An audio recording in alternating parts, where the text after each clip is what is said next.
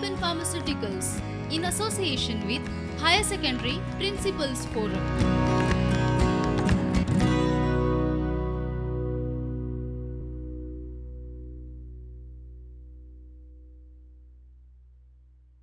Hello students, a pleasant morning to all the viewers of this Sociology virtual lecture. I am teacher Bambina from Jawaharlal Nehru Higher Secondary School, Fatorda, Margao. Well students, you have already learned about different social institutions like the caste system and the family in chapter number 3, that is Social Institutions, Continuity and Change. Today, we are going to learn about market as a social institution. We all know that market usually is called as an economic institution. But here in this lesson, students, we are going to learn about how market is a social institution. Students, I have got some pictures, images of some markets. First, we have the image of a market complex or a shopping complex where the sale is done over the counter. We actually go and buy things from these places. Then on the other side, we have here the Amazon or the other markets. Those are called as virtual markets. We do it online. We don't have to visit those places. So these are called as the virtual markets. Then up there we have the stock markets where stocks or shares are bought and sold. Years back, students, people used to actually go to the stock market or the stock exchange to buy and sell their stock or their shares. But now we don't have to actually go to these stock exchanges. It's all done on the click of the mouse. Online, people buy gold, sell gold just online in virtual form, not in physical form. So these were the images of markets. Now let us understand in simple terms what is market. For a common person like you and me, a market is usually an area or a place where people go and buy things. We say a fish market or a vegetable market, or some will say the Panjim market, or someone will say I'm going to the Margao fish market, and so on. But from economic point of view, market need not necessarily mean an area where people actually go to buy or sell their products. It is how far a particular product has got a demand for a particular thing. Like take for example, a local bread or the pav which we sell, the bread men sell, will have a smaller market compared to bread like Spencer's or Monjani's and so on. We even have the virtual markets which I have already shown you all students, where we don't actually have to go to those places to buy or sell our products. So these days students, we even have a big market for Geo routers or laptops or Android phones. This is all because of our online classes, isn't it? So market basically means an area of transaction or an area of business. Now we shall move on to our important topic, that is sociological perspective on markets and economy. Here we shall see the difference between a sociological perspective on markets and the economic perspective on markets. First we shall see the economic perspective on markets. When we think of economic perspective, we think of this famous personality, Adam Smith. Now this famous political economist, Adam Smith, in his book, The Wealth of the Nation, said that market economy is made up of series of individual exchanges or transactions. He speaks about something called as invisible hand. Now let us see what this invisible hand is according to Adam Smith. He says that each individual looks only to his own self-interest. And in the pursuit of the self-interest, the interest of all or of the entire society is taken care of. I'll explain this with the help of a simple example. Let me give the example of myself. Me, as a teacher, has got my own self-interest. And what is that self-interest, students? Maybe I have taken up teaching because I love teaching, or maybe because I will get money. But in the bargain, what happens is the interest of the students also is taken care of. Now, Smith says that there is some sort of unseen force at work which converts what is good for each individual into what is good for the entire society. So this unseen force, according to Adam Smith, is called as invisible hand. Now, Smith says that society benefits when individuals pursue their self-interest in the market because it stimulates the economy and creates more wealth. When we have our own self-interest, we work for it, and in the bargain what happens? The economy also gets stimulated. There is more wealth created in the society.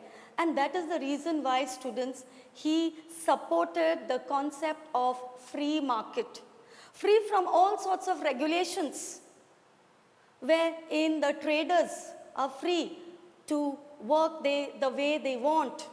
So this is called as a free market according to Adam Smith. So students, this was the economic perspective on markets. Now we will go to the sociological perspectives.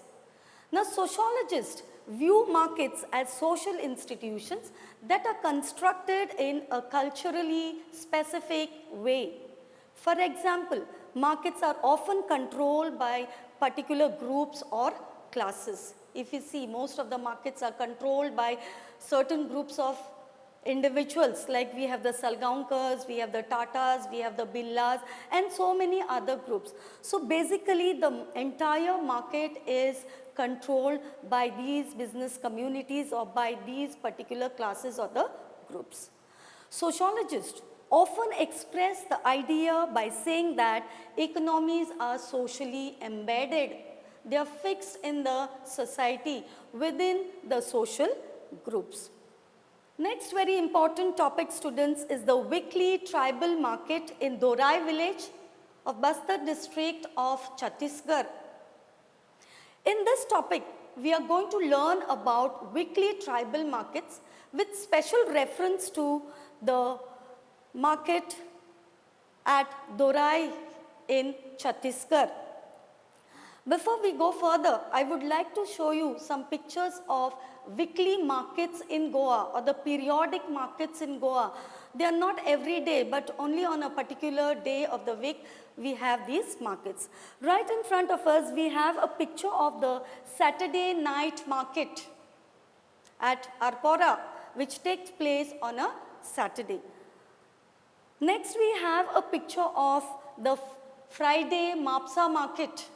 People selling some sausages, some pottery. Again, this is also a picture or an image of the Friday market at Mapsa. Next, we have the Anjuna flea market, which takes place on a Wednesday. So these are some images or pictures of weekly markets in Goa. Now we shall proceed, we shall see what is the benefit of these weekly markets. What do they do? Weekly markets bring together people from the surrounding villages who come to sell their agricultural and other produce and also to buy goods that they do not have with them in their villages. These markets attract traders, money lenders, astrologers, entertainers, and many other people. Now the weekly hath or the periodic markets, as we call them, they are a common sight, students, in rural as well as in urban area. If you see now, many places we have these weekly markets. I have mentioned some to you all, but besides that, there are many other markets in Goa and even the other parts of our country, both in rural as well as in urban areas. Now, there is a primary reason or there is a main reason why people come to these markets. Usually when we say market, people come for their economic benefits. But here in these markets, people usually come for their social benefits. They come to meet their friends, their relatives. They come to arrange marriages. They come to gossip and so on. Now, one of the most important example, a very good example of this weekly market is the weekly market at the Dorai village of Chhattisgarh. Now at this market, students, tribals as well as non-tribals and also the other forest officials come to conduct business with the Adivasis. Some of the major goods that are exchanged in this market are the manufactured goods such as pots, jewelry, trinkets, then non-local foods such as salt, haldi, etc. Some people even come with their baskets or some craft which they do at home. So these are the things that are sold in the weekly tribal market of the Dorai village. Now according to Alfred Gell, the market has significance beyond its economic functions. We usually know market has got economic functions, but he says that these markets, the functions are beyond the economic ones. Okay, it goes beyond economic, means it has got some social functions also. Now he speaks about the layout of the market that symbolizes the hierarchical intergroup social relations in this region. The wealthy and the high-ranking Rajput dwellers and the middle-ranking Hindu traders, they sit in the central zones, whereas the tribal sellers of vegetables and other things sat in the outer circles. Let me just show you a small diagram of the layout of the weekly tribal market at Dorai. If you see there, students, in the middle circle there, you will have the wealthy Rajput dwellers and the middle ranking traders. And in the outer circles, we have the tribal vegetable sellers and the sellers of the local wares. Now we shall see the quality of social relations that were expressed in these tribal areas. So the quality of social relation expressed was in the kind of goods that are bought and sold and the way in which transactions were carried out. They expressed hierarchy and there was social distance. They went on the caste, the tribals and the non-tribal, there was a difference between them. There was no equality as traders. They always showed differences between the tribal and the non-tribal traders. Now, these weekly market students had lot of negative effects on the Adivasis, on the tribals. So let us see how the entry of traders and money lenders from outside the local areas led to the impoverishment of the Adivasis. So first of all, the opening of the tribal areas by the colonial rulers led to the influx of traders, money lenders and other non-tribals. More and more people entered into the tribal areas. Now because of this, students, the local tribal economy was transformed. Money and new kinds of goods entered into the system. The tribals were recruited as laborers in plantations, in mines. Due to all these changes, the tribal economy became linked to the wider markets with negative consequences for the local people. So what are these negative consequences? First of all, when these traders, the non-tribals, entered into the tribal areas, some of them settled there and they took away the lands belonging to the tribals. So the lands were taken away. These people did not have any land left for themselves.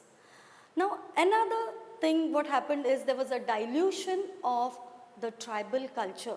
The tribal culture got eroded. So these are some of the negative effects or the negative consequences of the non-tribal areas from outside coming into the tribal areas. Therefore, students, we can say that the entry of these traders and money lenders from outside the local area led to the impoverishment of the Adivasis. Now we shall move on to our next topic, which is also very important, students, caste-based markets and trading networks in pre-colonial and colonial India. As we know, students, India was into trade for quite a long time, even before the British came to India. We had traders like the Dutch, the Portuguese, the French, all coming to India for trading purpose. That means the trading system was going on even before the colonial rule started in India. But it was assumed, students, that the ancient village communities were relatively self-sufficient and their economies were organized primarily on the basis of non-market exchange systems. Now, what is that non-market exchange? Non-market exchange, like maybe the barter system, where things or goods were exchanged for goods, or services for exchange for goods, or services for exchange for services. That was the barter system. So it was assumed that these people were only self-sufficient and they used the non-market exchange systems. Yes, non-market exchange system like the judge money system did exist in the pre-colonial period. Now here, what is judge money system? We have two categories of people. One is the judgments and one is the prajans. Now the judgments were the landlords and the prajans were the service caste. The judgments were served by the prajans and in return they would be paid either in cash or kind. Now this judge money system, students, was hereditary in nature. Means what? Means after the death of a prajan, his son or sons had to serve the sons of the judgment. Okay? Now, pre-colonial India also had well-organized manufacturing centers as well as indigenous merchant groups, trading networks and banking systems that enable trade to take place within India and also between India and the rest of the world. So indigenous merchant groups were there during the pre-colonial period. These traditional trading communities had their own system of banking and credit. For example, an important instrument of exchange and credit was the Hundi or the bill of exchange. Now let us see what Hundi actually means. Now Hundi, as I have already said, is an important instrument of exchange and credit. It was also called as the bill of exchange. Now Hundi allowed merchants to engage in long distance trade. A merchant in one part of the country could issue a Hundi to another merchant in another part of the country. For example, we have the DD, we have the checks. When we buy certain products, we issue a check or we issue a DD and give it to that person, and then it is credited into that person's account. So same thing was done with the Hundi. So Hundi was actually a credit note. Now in this traditional business communities, we shall learn about one very important community, that is the Natukotai Chetiyas or the Nakaratars of Tamil Nadu. Now these trading communities or caste had their own system of banking and credit. Example I have already given, Hundi or the bill of exchange. The banking and trading activities of the Natukotai Chetiyas of Tamil Nadu were deeply embedded in their social organization. Means they were fixed in their own societies, in their own communities. The Nakaratar banks, they loaned and deposited money with one another in a caste-defined social relationship. They would give loans to people from their own community. People would deposit in their banks. Only people belonging to that particular community would usually deposit money into the banks. Now these Nakaratar banks were basically joint family firms. All the families got together and they started these banks. Similarly, trading and banking activities were organized through caste and kinship relationship. Everything was based on caste and kinship relationship. It may be banking, it may be trading activities, everything was on kinship and caste relationship. The extensive caste-based social networks allowed the Chettiar merchants to expand their activity into Southeast Asia as well as Ceylon, that is the present day Sri Lanka. So they had a wide network. People were spread all over. So because of this social network of their students, these people were able to expand their business activities, expand their business. Next important topic is the social organization of markets. Now there's a close connection, students, between the caste system and the economy of the nation. And the same is also true in the case of trade and market. When we learnt about the features of caste, one of the features of caste is linked to occupation. A particular caste has to follow a particular occupation. That means there is a close connection between the caste and the occupation, the caste and the economy of the nation. Okay? Now, the very important community was the Vaishya community, one of the 4 Varnas, which in fact is an indication of the importance of merchants, of trade and business in the Indian society. Now the Vaishya communities such as the Banyas in North India, whose traditional occupation has been trade and commerce for a long time. The word Banyas, here maybe in Goa we may not know about the Banyas, but if you go to places like Bombay and all, usually the word is very common. Even a small child will tell who a Banya is. Because everywhere we have shops, especially grocery shops belonging to the Banyas. Now, as we said, Banyas and the Vaishya community, we also know that Vaishya community was not the only community who had the traditional business. There were other communities belonging to other religion also who were into business. They were also the traditional business communities. We have examples such as the Jains, the Parsis, the Boras, the Sindhis, and so many others. I hope it is clear, students. Next, we go to colonialism and the emergence of new markets. Very important topic, students. Now, colonialism, when we hear the word colonialism, we know that because of colonialism, we face lot of problems, face lot of difficulties in all the fields. It may be trading, it may be market, it may be agriculture. Everywhere there were a lot of problems which the Indian society faced. Now the advent of colonialism or the coming in of colonialism produced major upheavals in the Indian economy. There was a disruption in production, trade and agriculture. A well-known example is the demise of the handloom industry due to the flooding of cheap manufactured textiles from England. Students, we know when the colonial rule, the British used to take the raw materials from India to England, convert them into finished products, bring it here and sell it to us at a very cheap rate, especially textiles. So people would definitely prefer the cheap materials, the cheap clothes compared to the handloom industry. So what will happen to the handloom industry? It had to be shut down. So there was a demise of the handloom industry. Second consequence or second bad effect of colonialism is that during the colonial era, India began to be more fully linked to the world capitalist economy.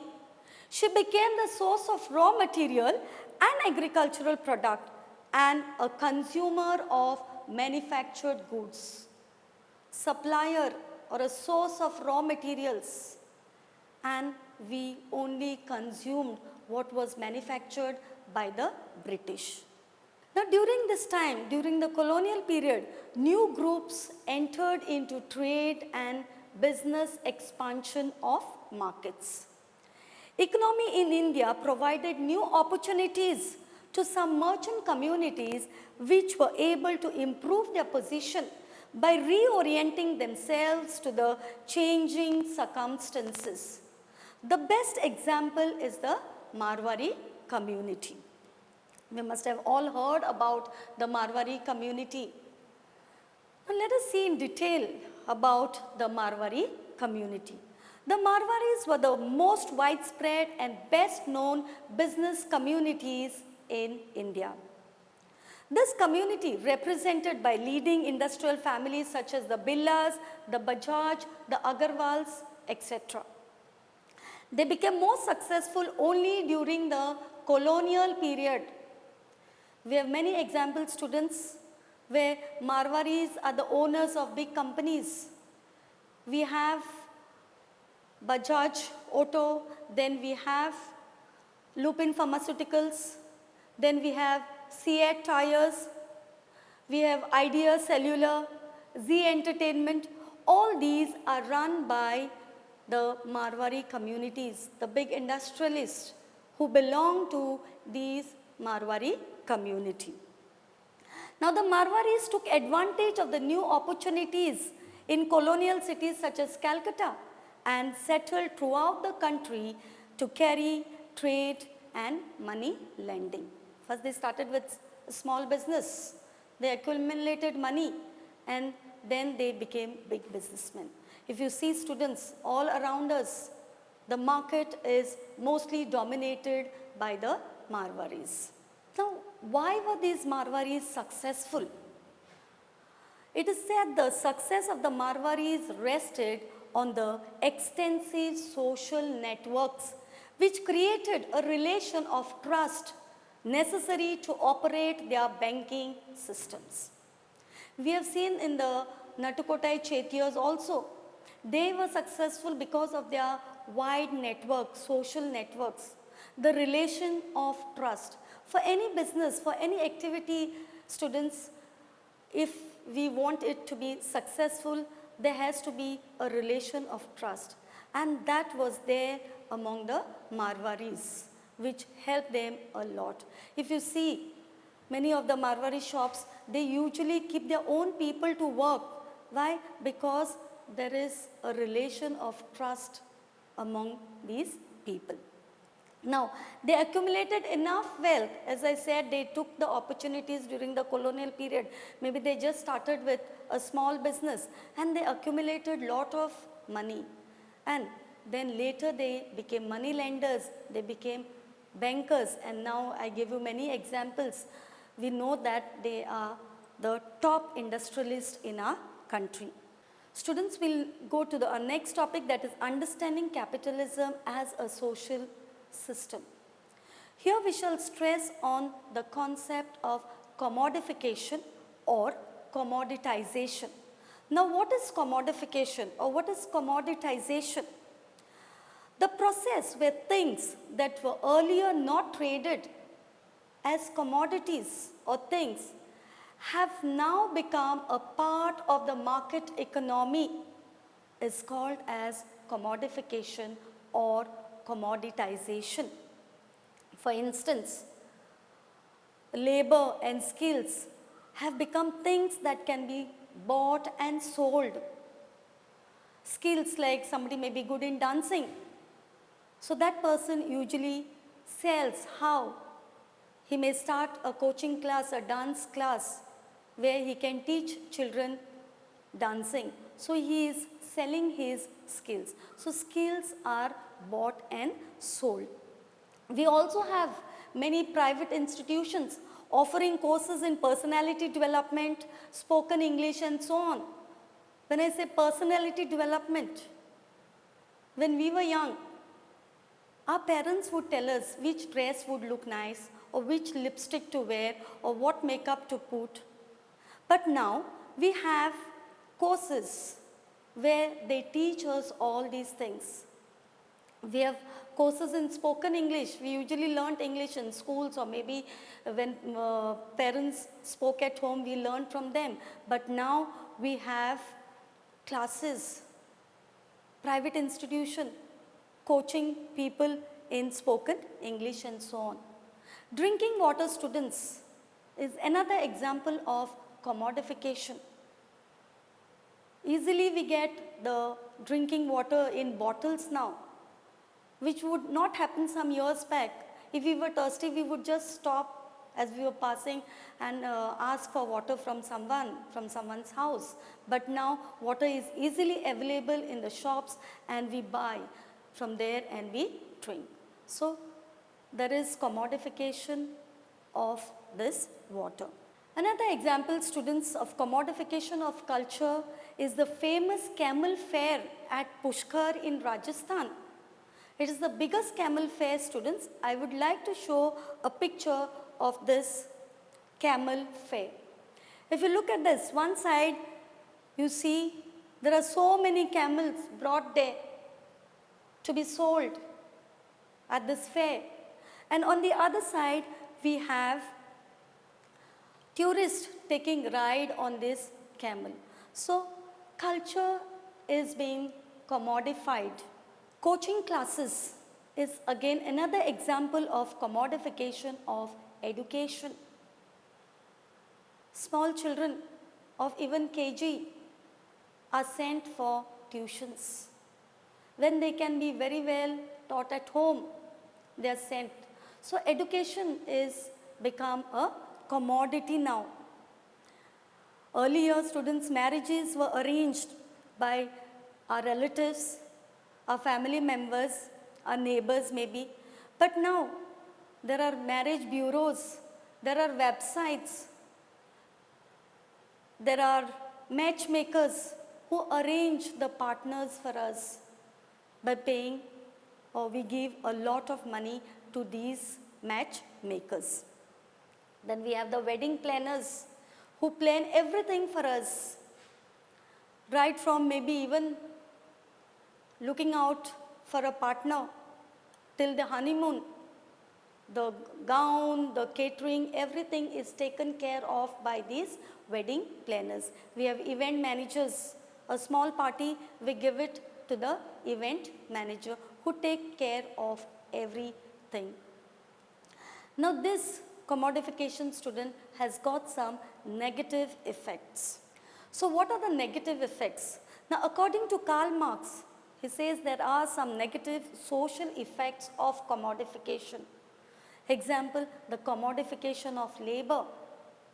Then the contemporary examples are that of the controversy about the sale of kidneys by the poor people to cater to the rich patients who need kidney transplant. Doctors also, without even informing the patient, poor patient, they take out the kidneys and sell them at a very high price.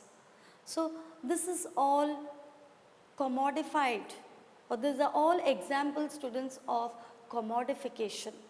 Student, with this I come to the end of my explanation part. I would just stress on some questions, likely questions from this topic.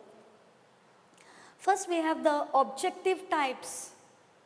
First I have the most famous political economist, Adam Smith, wrote the book called The Wealth of the Nation.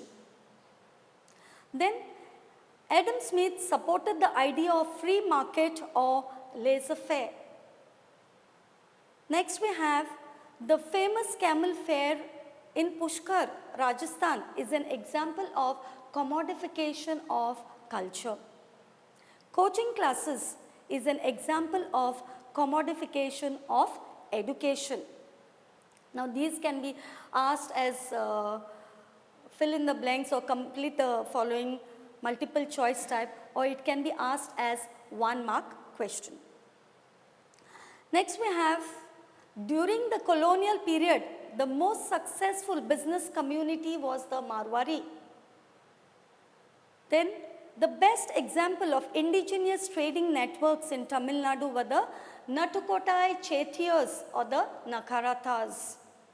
The sale of kidneys by the poor is an example of commodification.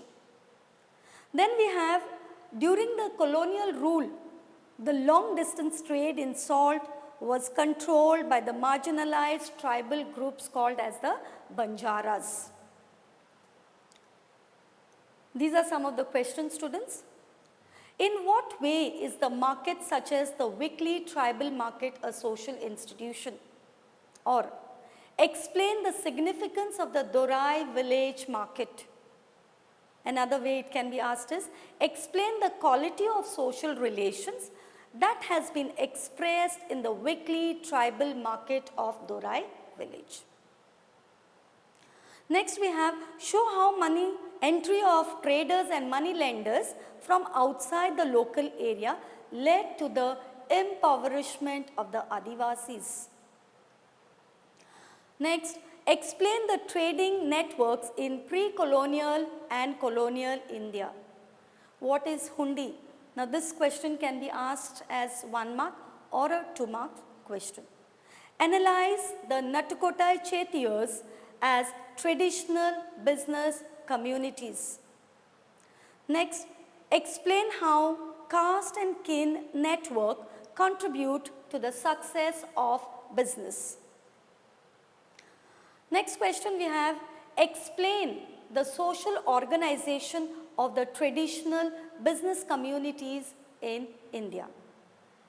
Then we have, in what ways did the Indian economy change after the coming in of colonialism? Or it can be also asked in another way, explain the ill effects of colonialism on trade or market.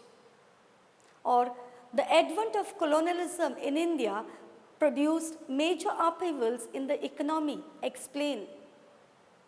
Then we have, explain the success of Marwari communities during the colonial period.